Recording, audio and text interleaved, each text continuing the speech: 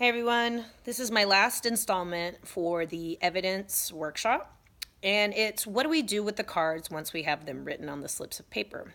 And what you're going to start doing is playing with your evidence and seeing, okay, could this make sense in body paragraph arc? Remember, you have body paragraph 1, 2, 3. So how is your paper going to flow? So here's my evidence side by side with my reader map. I have 2 greens, 4 pinks, because there's more where Ellie's father makes him vulnerable to death. But I have decided I really want to focus on their beautiful relationship. This first quote, these two are kind of similar. He considers suicide, but he knows his father won't survive without him. That's on 87. And then just 2 days later, or 2 pages later, he decides that they will protect each other from the cold and from death. Okay? And I have that over here on my map.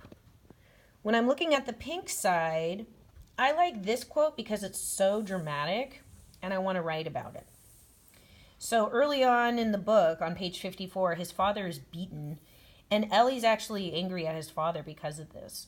So I want to start with that because that's kind of a dramatic and terrible thing to have happen. And we can imagine that a teenager would not know what to do if his dad were hurt. So I'm going to start with this, then I'm going to build with a green, and then I have my second quote. That is what I want to do at this moment in terms of writing. Okay, so there's a build. I could have just as easily written 3 body paragraphs that were all pink about how if his father weren't around, he would actually be better off. Okay, or I could do pink, green, pink.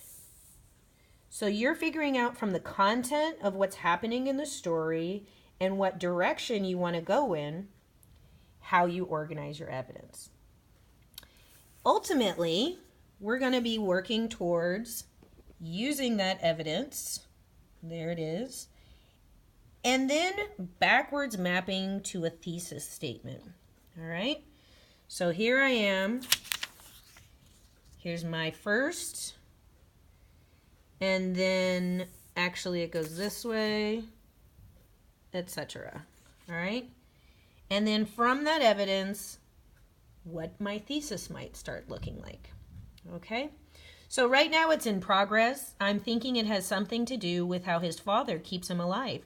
He gives Ellie meaning and he gives him a sense of purpose. Okay, so that's why we're doing this card activity, so you can play with your evidence and start to visualize where your paper is going. Good luck.